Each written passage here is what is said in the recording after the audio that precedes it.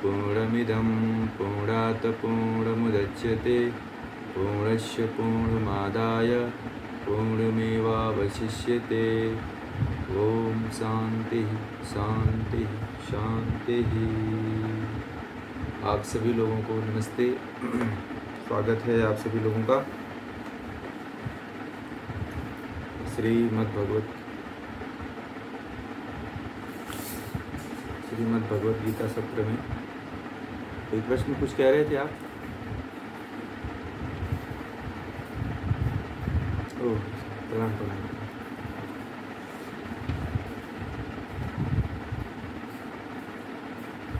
श्रीमद् भगवत गीता सत्र में जो है आज एकदम जो है नया विषय है, और यह विषय जो है जो गीता का मुख्य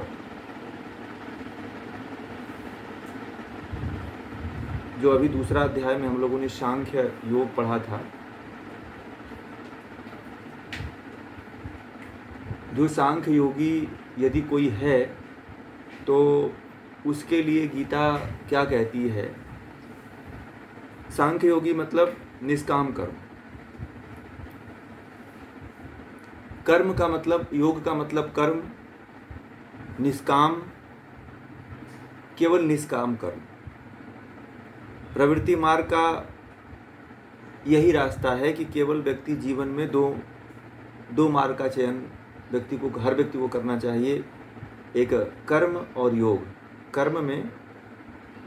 कर्म में योग आ जाता है जिसको निष्काम कर्म कहते हैं। कर्म को सांख्य में योग को कर्म कहा जाता है, और उसी कर्म को जो है निष्काम कर्म कहा जाता है। कर्म संन्यास भी कहा जाता है। उसी को जो है कर्म संन्यास कहा जाता है। और सांख्य की दृष्टि में जो है निष्काम कर्म ही क्या है? निष्काम कर्म को ही जो है योग के नाम से कहा गया है कि जो सांख्य योग है उसको जो है निष्काम कर्म के नाम से जाना जाता है। तो अगले जो श्लोक हैं, इन श्लोकों में जो है भगवान श्री कृष्ण अर्जुन को जो है सांख्य मत के अनुसार जो है कैसे कर्म करना चाहिए, किस तरह से कर्म करना चाहिए, वह अभी अब बता रहे हैं अगले 17वें श्लोक में। कह रहे हैं कि यह तू आत्मरति एव स्यातः आत्मतृप्तः च मानवः आत्मनि एव च संतुष्टः तस्य कार्यं न विद्यते।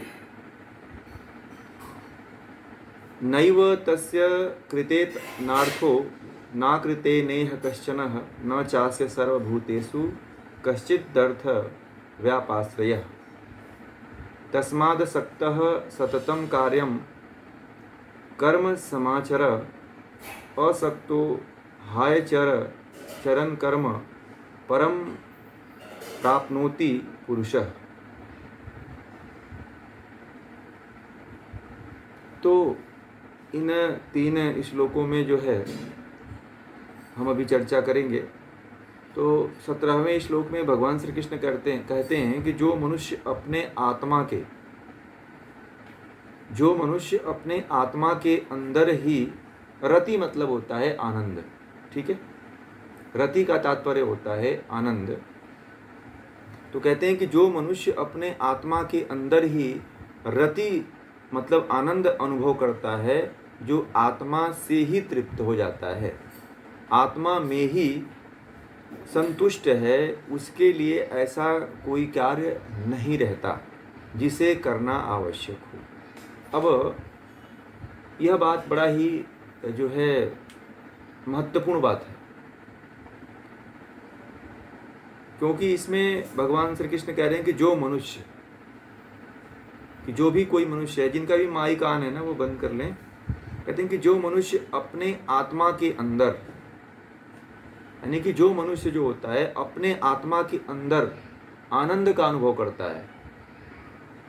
क्या करता है? आनंद का अनुभव करता है। जो आत्मा से ही तृप्त है, जो आत्मा के जो आत्मा के जो आनंद हैं उससे तृप्त हो जाता है, आत्मा में ही संतुष्ट हो जाता है, उसके लिए ऐसा कोई कार्य नहीं रहता, कहते हैं कि जिसे करना आवश्यक हो। यह कब होता है पता है? यह स्थिति कब पता होता है व्यक्ति का कि व्यक्ति आत्मा में ही आनंद की अनुभूति करने लगता है और आत्मा में ही तृप्त हो जाता है और आत्मा में ही संतुष्ट हो जाता है। यह स्थिति कब आती है? जब व्यक्ति निष्काम कर्म कोई करता है, तभी यह स्थिति व्यक्ति के अंदर और यह आनंद पैदा होने लगता है। बराबर? यदि आप लोग भी निष्काम कर्म करेंगे तो आप अपने आत्मा के अंदर आनंद का अनुभव करने लग जाएंगे। फिर किसी बाहरी व्यक्ति से आनंद लेने की चेष्टा नहीं होगी फिर आपकी।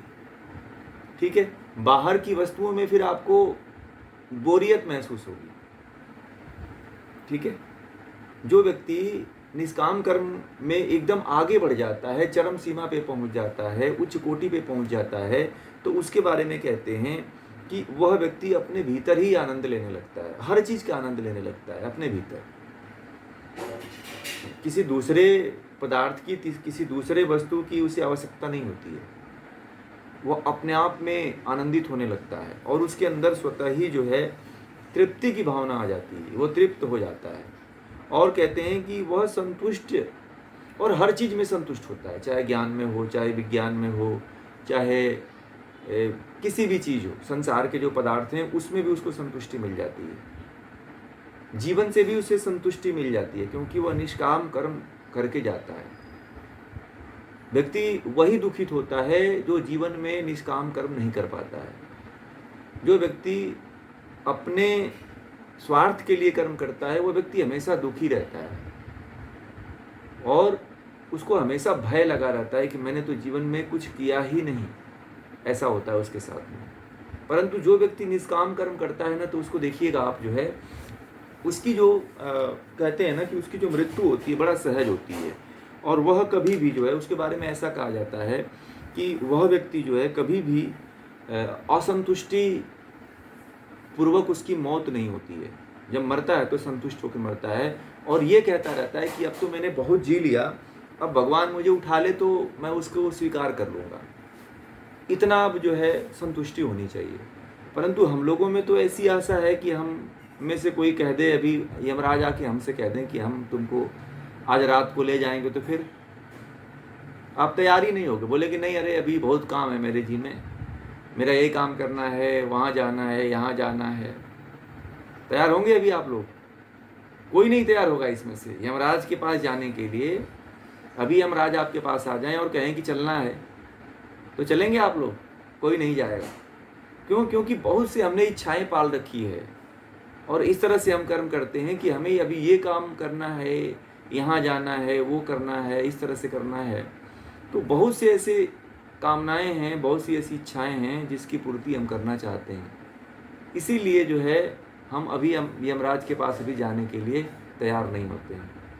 परंतु जो निष्काम कर्म करता है ना, तो वो ये समझता है कि मेरी मृत्यु यदि कर्म करते हुए हो भी जाती है तो मुझे कोई गम नहीं रहेगा।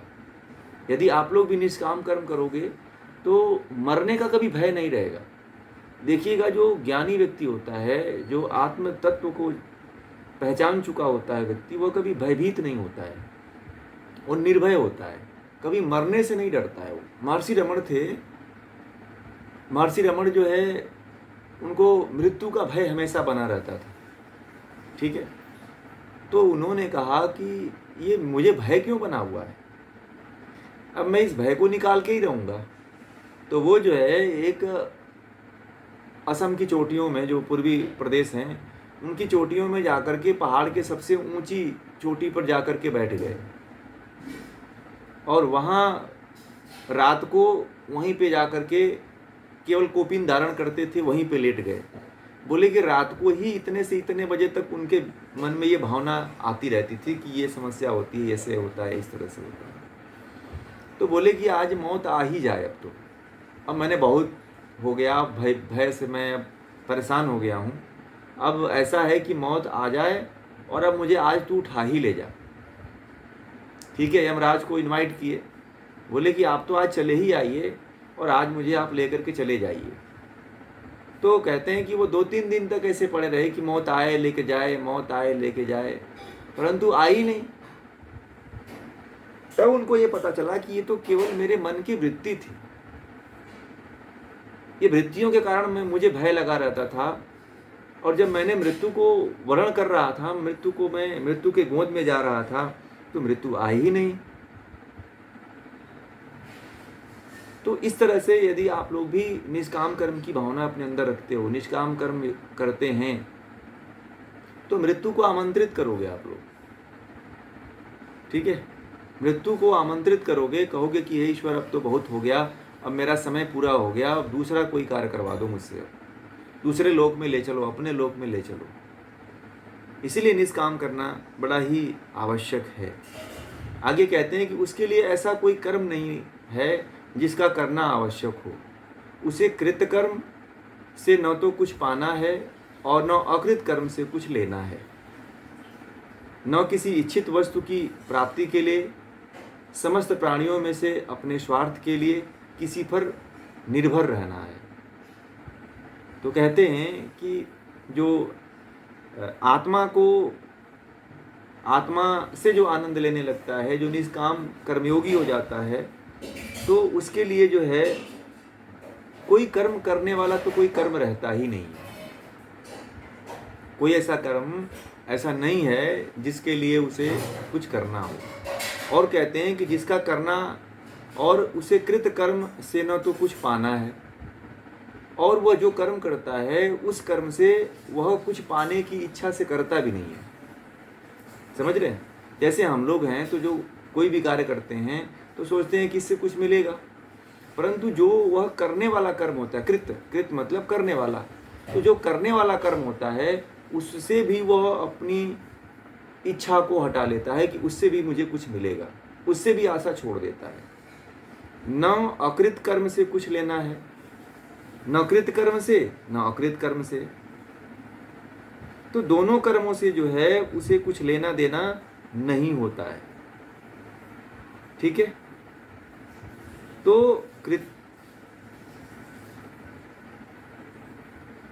जो किए गए कर्म होते हैं, जो नहीं किए गए कर्म होते हैं, उनसे उसका कुछ लेना देना नहीं होता है। फिर उससे भी वो अपनी आसक्ति को हटा देता है, उससे भी वह जो है निष्काम हो जाता है। और कहते हैं कि न किसी इच्छित वस्तु की प्राप्ति के लिए समस्त प्राणियों में से अपने स्वार्थ के लिए किसी पर निर्भर रहता है, और न ही अपनी इच्छा की वस्तु को प्राप्त करने के लिए किसी प्राणी या किसी वस्तु या किसी व्यक्ति के ऊपर निर्भर रहता है। कहते हैं कि स्वार्थ के लिए किसी पर निर्भर रहना होता है। हर व्यक्ति को देखा होगा आप लोगों ने कि हर व्यक्ति अपने स्वार्थ की पूर्ति के लिए किसी न किसी पर निर्भर रहता है, परंतु जो आत्मज्ञानी होता है, जो आत्मा के आनंद को भोगता है, वह व्यक्ति किसी पे निर्भर नहीं रहता है। ठीक है, वह निराभिमानी हो जाता है। क्योंकि उसके पास सारी चीज़ें निष्काम कर्म से ही स्वतः ही प्राप्त होती रहती हैं। जैसे कि यम नियम हैं, तो यम 5 होते हैं। कहते हैं सत्य, अहिंसा, अस्तेय, ब्रह्मचर्य, परिग्रह, यह 5 यम हैं। तो कहते हैं कि 5 यमों को का पालन करता है, कहते हैं कि वह व्यक्ति जो है उसे जो 5 यमों के पालन से जो फल प्राप्त होता है, वह सारी आवश्यकताएं उससे पूरी हो जाती है। कभी हम जब योग दर्शन आप लोगों को बताएंगे तो उस समय बताएंगे कि जो है इन 5 यमों को पालन करने से आपको क्या क्या स्वतः ही प्राप्त हो जाता है। बिना प्रयास के ही आपके पास वह सब कुछ उपलब्ध हो जाता है इन 5 यमों के पालन करने से। वैसे ही कोई जब आत्मा को प्राप्त कर लेता है, आत्मा में आनंद लेने लगता है, तो संसार की कोई वस्तु ऐसी नहीं है जो उसके लिए प्राप्त करने के लिए हो। समझ रहे हैं? उसके लिए कोई भी ऐसी वस्तु नहीं रहती है जो उसके लिए प्राप्त करने की हो चेष्टा करता। इसीलिए हमें तो निष्काम कर्म ही करना चाहिए। जैसे मैंने कहा कि आप लोग यम नियम का पालन करो, तो यम नियम का पालन आप निष्काम भाव पूर्वक करो। निष्कामता के साथ करोगे तो फिर आपको कोई तकलीफ नहीं आएगी। ठीक है, यम नियम का पालन जो है निष्काम भाव से करो आप। यदि आप यम नियम का पालन निष्काम भाव से करते हो तो सारी सिद्धियां आपको प्राप्त होती है। कहते हैं कि सभी तरह की सिद्धियां उस व्यक्ति को प्राप्त हो जाती हैं। ठीक है, आगे कहते हैं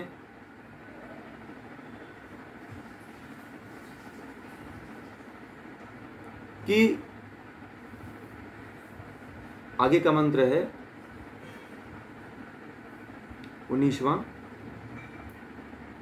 कहते हैं कि इसलिए जो है क्योंकि तू आत्मरत, आत्मतृप्त और आत्मसंतुष्ट नहीं है, क्योंकि तू कृत अकृत को अपने स्वभाव के कारण नहीं छोड़ सकता, इसलिए तेरे सामने तो रास्ता यही रह जाता है कि तू अनासक्त होकर सदा करने योग्य कर्म करता रह। अनासक्त रहकर कर्म करता हुआ मनुष्य परम पद को प्राप्त कर लेता है। जो व्यक्ति अनासक्त होकर के कर्म करता है वह परम पद को प्राप्त कर लेता है। आसक्ति रहित होकर अपने कर्तव्य का अच्छी तरह पालन करने वाला व्यक्ति जो है सब परमात्मा की प्राप्ति कर लेता है। तो इसीलिए जो है भगवान श्री कृष्ण अर्जुन को ये कह रहे हैं कि तू आत्मरत, आत्मतृप्त, आत्मतुष्ट, आत्मसंतुष्ट नहीं है। हे अर्जुन, ना ही तुमने आत्मा का आनंद ले रहे हो और हम और आप की यही स्थिति है। हम लोग वो ज्ञानी पुरुष नहीं है, वो ज्ञानी और महान आत्माएं नहीं है, जैसे कि हम लोग आत्मरत नहीं है। हम लोग आत्मा का आनंद नहीं ले रहे हैं, हम लोग आत्मा से तृप्त नहीं हैं, हम लोग आत्मसंतुष्ट भी नहीं है। हैं क्या? इसमें से कोई भी नहीं है। कौन होते हैं वो जो योगी स्तर के होते हैं, जो बड़े ही तप में लीन रहते हैं, वो लोग आनंद लेते हैं। तो कहते हैं कि इनमें से हम कुछ भी, तीनों में से हम लोग कोई भी नहीं है। अर्जुन को कह दे रहे हैं स्पष्ट रूप से कि हे अर्जुन, तू इनमें से ना आत्मरत है, ना आत्मतृप्त है, ना आत्म संतुष्ट ही है तू, क्योंकि तू कृत अकृत को अपने स्वभाव के कारण नहीं छोड़ सकता। क्योंकि जो करने वाले हैं और जो नहीं करने वाले कर्म हैं उसको तू छोड़ ही नहीं सकता। तो व्यक्ति करता ही है, जो करने वाले कर्म है उसको भी व्यक्ति करता है, जो नहीं करने वाले कर्म है उसको तो कभी कर देता है, कभी नहीं करता है। इसलिए तेरे सामने तो रास्ता यही रह जाता है कि तू अनासक्त होकर सदा कर्म करने योग्य कर्म कर। तो अर्जुन को कहते हैं कि तू युद्ध करना अनासक्त होकर कर, उसमें आसक्ति मत रख कि ये फलाना मेरे चाचा हैं, मेरे गुरु हैं, मेरे आचार्य हैं, मेरी ये हैं वो हैं। तो कोई भी तू जो कर्म करता है वह अनासक्त होकर कर, आसक्त होकर के कर्म मत कर। अनासक्त रहकर कर्म करता हुआ मनुष्य परम पद को प्राप्त कर लेता है। देखिए एक बहुत अच्छी बात यहाँ पे कहा है, जो मैं बार बार आप लोगों को कहता हूँ कि यदि ईश्वर को प्राप्त करना है ना, तो आप लोग आसक्ति छोड़ दीजिए, किसी के प्रति भी आसक्ति छोड़ दीजिए, आप ईश्वर को प्राप्त कर लोगे। बहुत ही आसान रास्ता है ये, बहुत सरल सहज रास्ता बता रहा हूँ आप लोग कि किसी के प्रति भी आप लोग यदि कर्म कर रहे हो तो अनासक्त हो जाओ। आसक्ति की कामना रखो ही मत, फल की इच्छा रखो ही मत आप। फिर देखो आप कैसे परमात्मा को, ईश्वर को प्राप्त होते हैं। और मुझे लगता है कि जल्दी प्राप्त हो सकते हो आप लोग। ये भगवान श्री कृष्ण कह रहे हैं, ये मैं नहीं कह रहा हूँ, ये मेरी बात नहीं है ये, क्योंकि यह गीता में जो श्लोक दिया हुआ है वो यह कह रहा है। और ये भगवान श्री कृष्ण खुद जो है अर्जुन को ये कह रहे हैं कि तू अनासक्त होकर कर्म कर, किसी में स्वार्थ की सिद्धि लेके मत कर कि मैं ये कर्म करूंगा तो मुझे ये चीज़ प्राप्त होगा, ऐसा भी मत कर। अनासक्त भाव से तू कर्म कर। यदि कोई भी व्यक्ति यदि अनासक्त भाव से कर्म करता है तो वह निश्चित ही ईश्वर का साक्षात्कार कर लेता है, ईश्वर को प्राप्त कर लेता है, ईश्वर की अनुभूति कर लेता है। परंतु जो आसक्त रहता है, जो फल की इच्छा से कोई कार्य करता है, तो वह व्यक्ति परमात्मा तक नहीं पहुंच पाता है। कहते हैं ना कि लोग लिखा रहता है ना, सब लोगों के घरों पे दीवारों पे लिखा होता है कर्म ही पूजा है। तो कर्म पूजा कैसे बनता है बताइए? आप लोग पढ़े होंगे ना आप लोग कि कर्म ही पूजा है।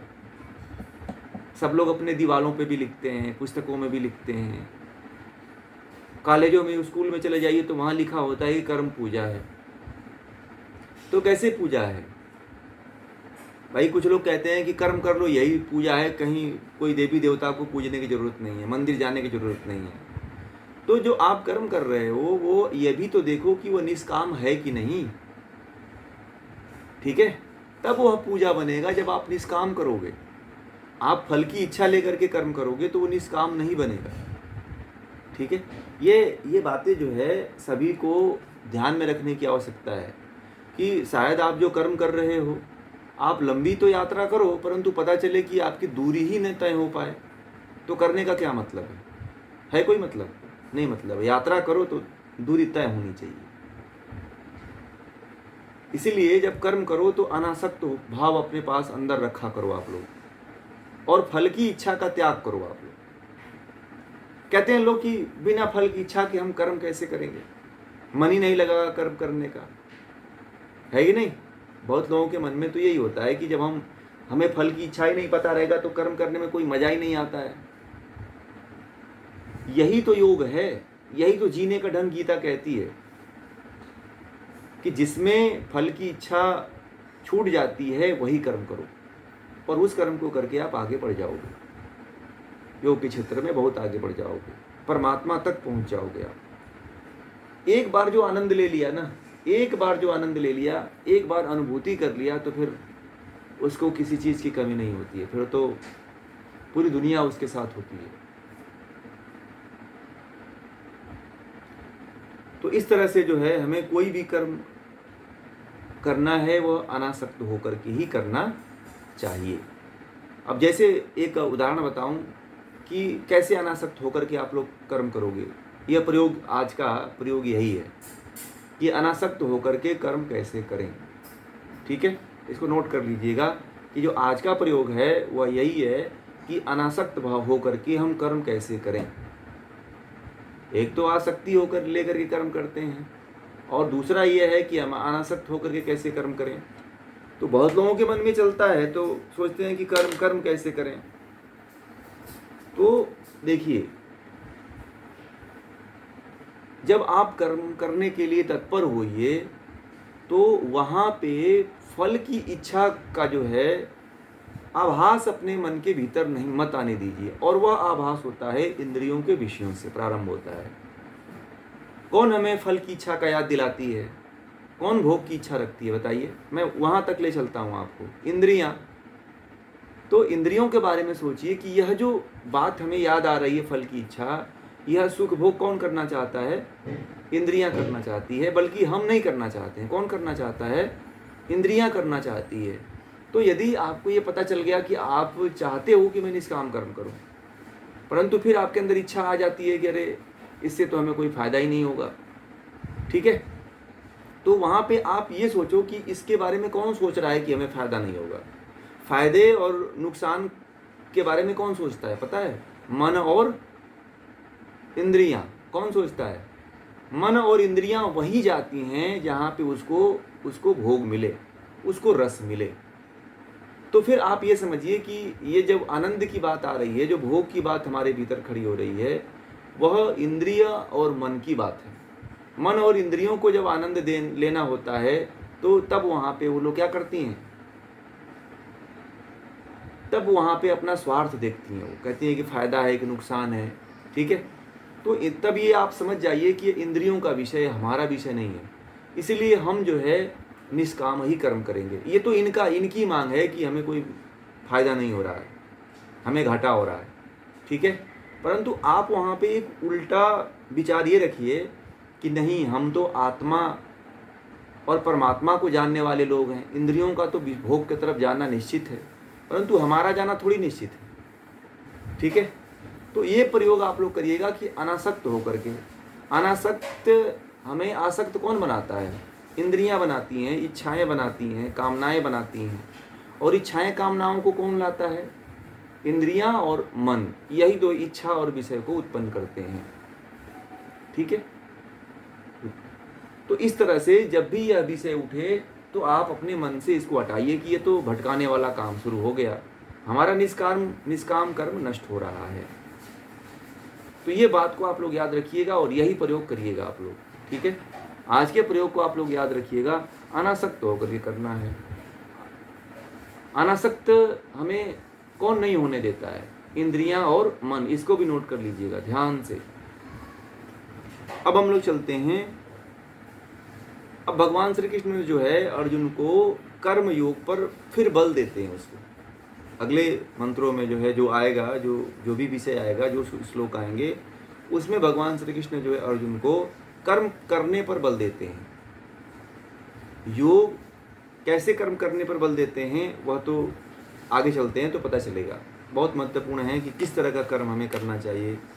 तो आगे कहते हैं कि कर्मणैव हि संसिद्धि मा स्थिता जनकादयः लोक संग्रह मेवापि संपश्यन् कुर्तुर्मर्हसि यद् दा चरति श्रेष्ठ अस्तस् देवोत्तरो जनः सह यत् प्रमाणं कुरुते लोकस्त तदनु वर्तते। न मे पार्थस्ति कर्तव्यं त्रिषु लोकेषु किंचन नाना वाप्तव्यं वर्त एव च कर्मणि। एक बात बहुत ही महत्वपूर्ण बताई गई है। अब देखिए, कर्मयोग, कहते हैं कि कर्मयोग पर बल क्यों देते हैं भगवान श्री कृष्ण, इस बात को समझने वाली बात है। यहाँ पे एक उदाहरण देते हैं कि राजा जनक आदि लोग कर्म द्वारा ही सिद्धि तक पहुंचे थे। राजा जनक को जानते हैं क्या? राजा जनक के बारे में आप लोग जानते हैं? राजा जनक ऐसे राजा हुए हैं जो विदेह मुक्त थे, उनको विदेह कहा जाता है। जीवन मुक्त थे, जीवन रहते हुए ही वो मुक्त हो चुके थे। पहले सुनने में भगवान श्री कृष्ण जो है राजा जनक का नाम लेते हैं कि राजा जनक जैसे लोग ऐसे थे जो मुक्त पुरुष थे। वह लोग जो राजा जनक जैसे लोग जो थे वह आत्मा का आनंद लेते थे, आत्मा में संतुष्ट थे, आत्मा में रत थे। ठीक है, तो कहते हैं कि जनक आदि लोग जो कर्म द्वारा सिद्धि तक पहुंचे हैं, तो आप लोग भी कर्म करके सिद्धि तक पहुंच सकते हो। कोई कहता है कि कर्म करके कोई मुक्ति को नहीं जाता है, ठीक है, जाता है, परंतु राजा जनक जैसा कर्म होना चाहिए। अब एक व्यक्ति है, जैसे कि दो व्यक्ति थे, आपस में बात कर रहे थे। एक व्यक्ति बड़ा ही दान पुण्य करता था और एक व्यक्ति नास्तिक था। तो जो दान पुण्य करता था वो आकर के क्या कहता था कि सबसे ये कहता था कि मैंने तो फलाना जगह जो है मैं इतना, इस मंदिर में इतना दान दे दिया, इस व्यक्ति को ये दान दे दिया। तो आकर के सबसे मतलब वो जो है अपनी प्रसिद्धि चाहता था, यश चाहता था, तो वो कहता रहता था। नास्तिक जो था ये सब देखता रहता था, ठीक है, जो नास्तिक जो ईश्वर को नहीं मानता। तो एक दिन क्या हुआ कि नास्तिक जो है उसको भी देखा नहीं गया। तो वह सोचा कि यह जो है दान तो देता है, मतलब कि निष्काम कर्म तो करता है, कर्मयोग तो करता है, परंतु यह अपने कर्म की हर जगह बखान करता है और इसको अहंकार बहुत ज़्यादा आ गया है कि मैं जो है ये कर्म करता हूँ, वो कर्म करता हूँ, इस तरह से कर्म करता हूँ। और समाज में लोगों के सामने ये कहता है कि मैं जो है बहुत बड़ा दानी हूँ, ये हूँ, ऐसा हूँ, वैसा हूँ। तो एक दिन जो नास्तिक था ना, वो उसकी सारी बातों को रिकॉर्ड कर लिया था कि जो जो उसके पास आके कहता था वह सारी बातों को उसको रिकॉर्ड कर लिया था। और जिन लोगों के बीच में जाकर के वह कहता था कि मैं तो ये कर लिया, मैं आप लोगों के बीच में ऐसा करता हूँ, वो करता हूँ, ये ऐसे करता हूँ, तो वह बातें उन लोगों के बीच में सब जाकर के सुना दिया। तो तब से जो है उस जो व्यक्ति था जो दानों आदि करता था तो उस पे जो विद्वान लोग थे, जो ब्राह्मण आदि को दान देता था, अन्य लोगों को दान देता था, तो फिर उस व्यक्ति से वो लोग दान लेना बंद कर दिए। तो उसका धीरे धीरे यश, पुरानी कथा है, उसका धीरे धीरे यश खत्म होने लगा। ठीक है, तो फिर वह जो है अपने गुरु के पास गया और कहा कि मैं कर्म तो बहुत किया परंतु मेरा यश खत्म हो गया, आप कोई उपाय बताइए। तो जब वो गुरु के पास गया तो गुरु ने कहा कि तुमने निष्काम कर्म किया ही नहीं, सब फल की इच्छा से कर्म किया कि मैं जो है आज लोगों को इस मंदिर में दान दूंगा तो मुझे इतना फायदा होगा। तो ये जो है सकाम कर्म तुम्हारा है, मुझे पुत्र रत्न की प्राप्ति हो जाएगी, मुझे धन की प्राप्ति हो जाएगी, मेरे व्यापार में जो है वृद्धि होगी धन की, तो तुमने इस भाव से किया, इसलिए जो है तू निष्काम कर्म करने वाला व्यक्ति नहीं है। जब तक निष्काम कर्म नहीं करेगा तब तक तेरा कर्म करना सब व्यर्थ है। तो राजा जनक जैसे लोगों की, इसीलिए भगवान श्री कृष्ण ने उदाहरण दिया कि राजा जनक जो है जीवन जीते हुए ही मुक्त थे। और आगे कहते हैं कि यह देखते हुए कि तू राजघराने का है, जन साधारण के सम्मुख तुझे आदर्श स्थापित करना है, यह बात तुझे ज्ञात होनी चाहिए। लोक संग्रह अर्थात लोगों को संग्रहित मतलब संगठित या इकट्ठा बनाए रखने के उद्देश्य से भी तुझे कर्म करना चाहिए।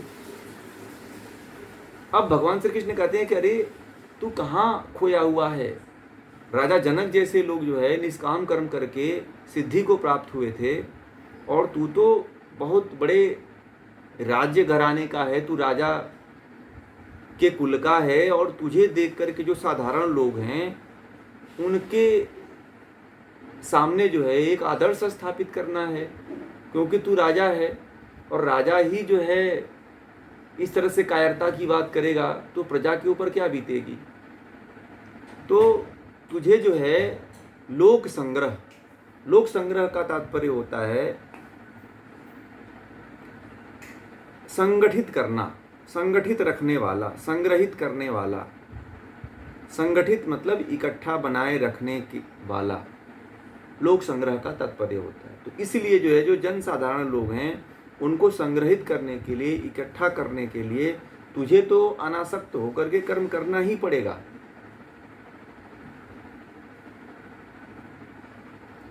सकाम कर्म तू अपने लिए भाग नहीं सकते हो तुम, क्योंकि तेरे पीछे तो बहुत जनता है ना, तू तो राजा है, तू राजा है तो तेरे पीछे बहुत बड़ी प्रजा भी है।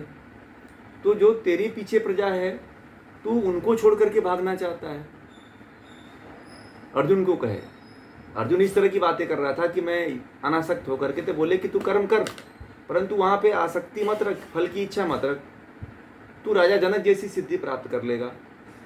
ठीक है, तो आप लोगों के भी मन में एक प्रयोग और नोट कर लीजिए कि कभी ये लगे कि जहाँ पे अपना ही नुकसान होता हो, जहाँ पे आपका मन करे कि मुझे ये कार्य करना ही नहीं है, परंतु ये लगे कि जहाँ पे एक बहुत बड़े समुदाय का, एक बहुत बड़े संख्या का आपसे जो है लाभ हो रहा हो, तो वहाँ पे आपको वह कर्म करना चाहिए। परंतु कैसे कर्म करना चाहिए? अनासक्त होकर के। ठीक है, जहाँ बहुत बड़े समुदाय आपके पीछे खड़ा हो तो वहाँ पे आपको भागना नहीं है।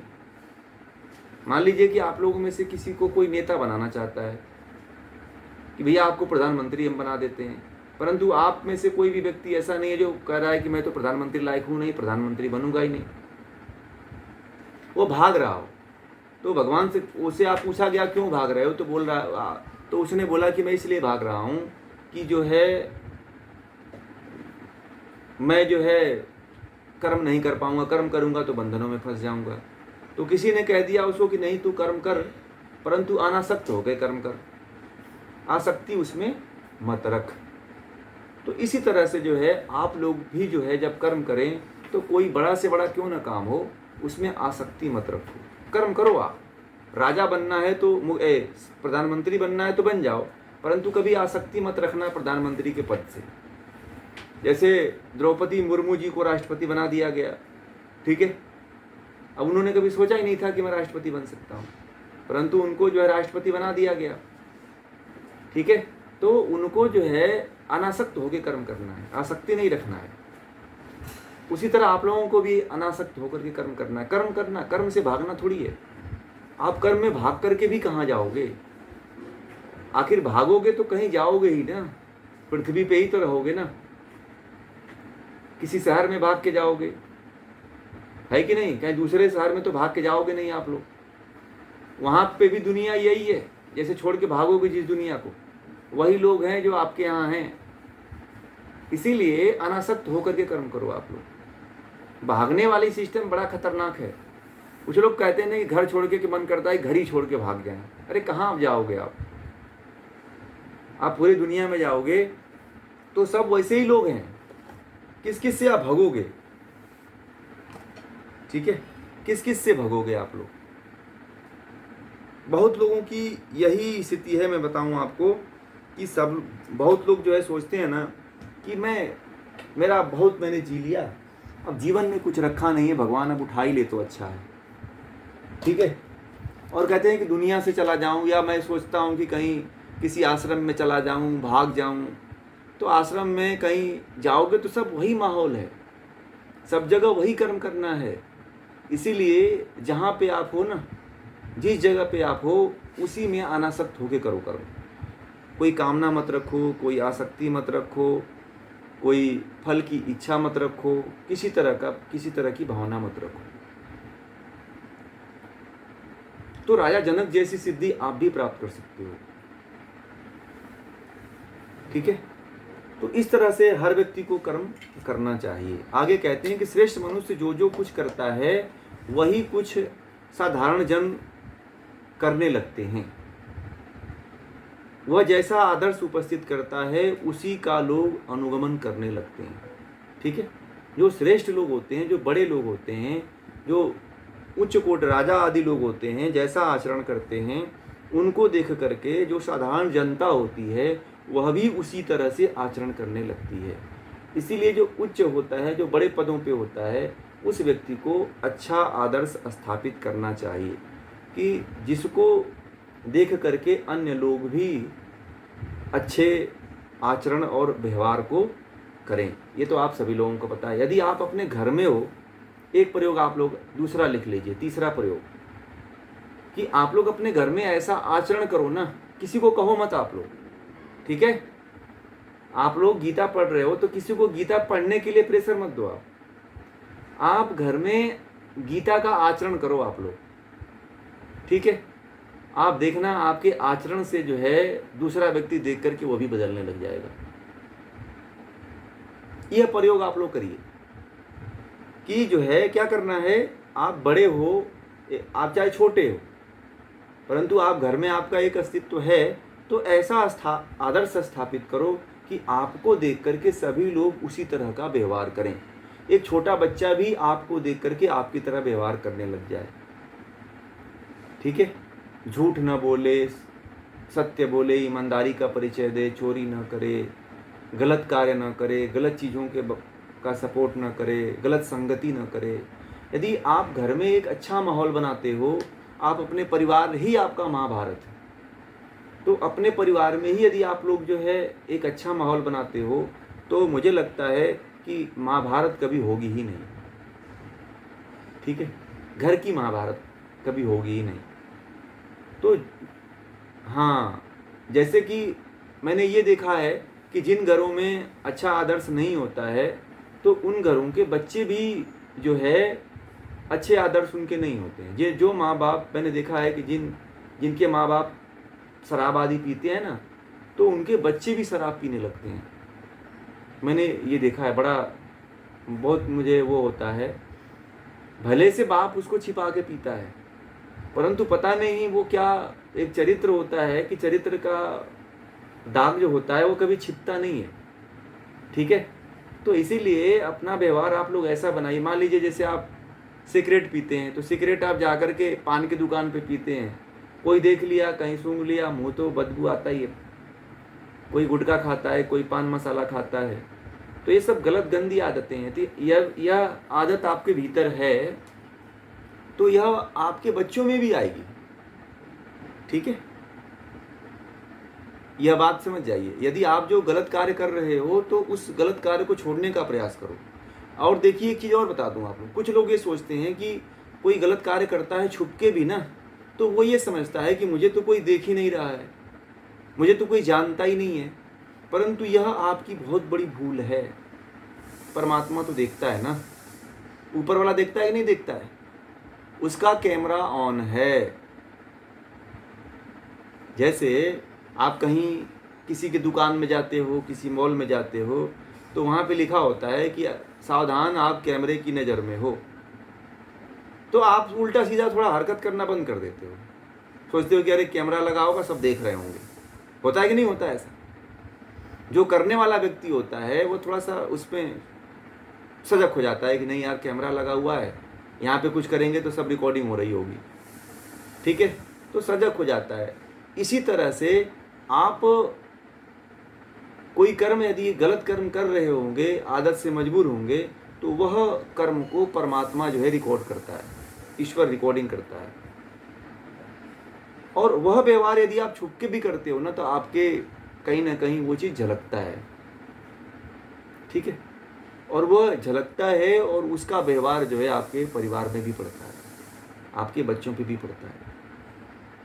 यदि बाप शराब पी रहा है तो बेटा भी देखिएगा, जैसे ही बड़ा होता है, स्कूल से आते हुए रास्ते में मैंने देखा, कुछ महीने पहले, 3-4 महीने हो गए, बच्चे थे, केंद्रीय विद्यालय के बच्चे थे, मतलब 7-8 में पढ़ रहे थे, और बाहर निकल करके क्लास 8th में था एक और 9th में। मैंने पूछा उसको, कितने क्लास में पढ़ते हो? तो एक ने बताया कि मैं 8th में हूँ, एक ने बताया 9th में। और बाहर निकल के सिगरेट पी रहे थे, ठीक है, और कोल्ड ड्रिंक्स पी रहे थे, ठीक है। तो मैंने कहा कि आप लोगों के घर वाले नहीं जानते हैं कि आप लोग काम करते हो? बोला कि नहीं, हमारे पापा भी पीते हैं, छुप के ही पीते हैं, घर में बाथरूम में पीते हैं। तो मैं जाता हूँ तो धुआं, घर में नहीं पीते हैं, धुआं वहाँ पे सूंघने को मिलता है, पर पीते हैं वो भी। तब तो मैंने कहा तब तो बराबर है काम, तब तो तुम्हारा ठीक काम है। ठीक है, आजकल के बच्चों को भी कुछ नहीं कह सकते। तो जो आप कर्म करते हो ना, वो बच्चे देखते हैं। यदि बाप मान लीजिए सिगरेट पी रहा है, तो बच्चे भी वही काम करते हैं, उसी रास्ते पे वो भी चलते हैं, देर से देर चलते हैं। इसीलिए एक ऐसा आदर्श स्थापित करिए जो भगवान श्री कृष्ण अर्जुन को कह रहे हैं कि तुम स्थापित करो, क्योंकि तुम बहुत ऊंचे पद पे बैठे हुए हो, तुम राज्य के अधिकारी हो और उस पद पे बैठे हुए, इसलिए तुम्हें अच्छा आदर्श स्थापित करना चाहिए। और आप लोग भी ऐसे ही आदर्श स्थापित करें। देखिए, हमें गीता हमें कुछ सिखाती है, गीता हमारे अंदर बदलाव लाना चाहती है। तो जो गीता पढ़ लेता है वो बदल ही जाता है, ठीक है, क्योंकि गीता कहती है ना कि बदलो, और अभी बदल गए तो अभी सुधार हो जाएगा, अभी परमात्मा तक पहुंच सकते हो, ठीक है। तो आज जो है हम लोग 21 श्लोक तक रहने देते हैं।